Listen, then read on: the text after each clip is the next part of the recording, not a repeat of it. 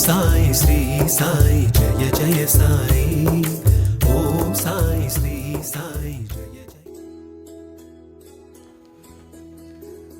ద్వారకానాథ్ ప్రధాన్ ఒకసారి బాబా దర్శనానికి వెళ్ళాడు. తాను తమ అత్తగారి వద్ద నుండి ఒక ఉత్తరాన్ని బాబా పేరుతో తీసుకువచ్చాడు. ఆ ఉత్తరాన్ని ద్వారకానాథ్ బాబాకు ఇచ్చాడు.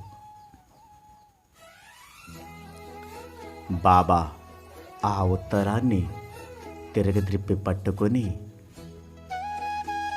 వెళుతున్నావా అని అన్నారు.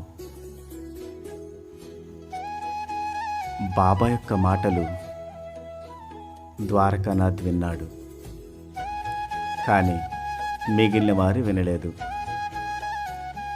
అయినప్పటికీ ఉత్తరం చదివి వినిపించమని చెప్పాడు.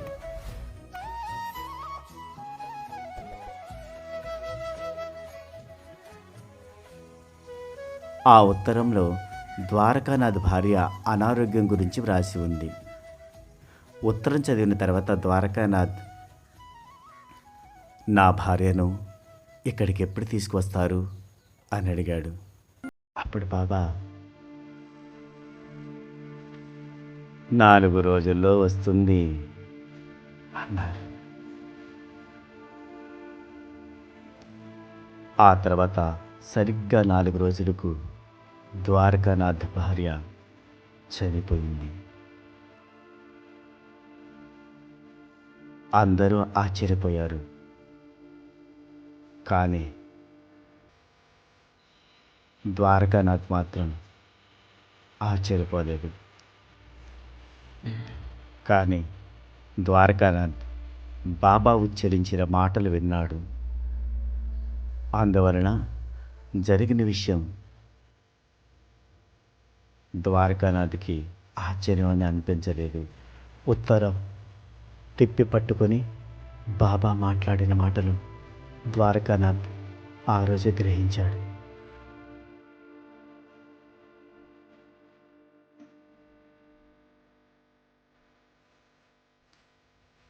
ద్వారకానాథ్ భార్య చనిపోతుంది అనే విషయం బాబా ఆ ఉత్తరం వచ్చినప్పుడే పరోక్షంగా అతనికి తెలియజేశారు.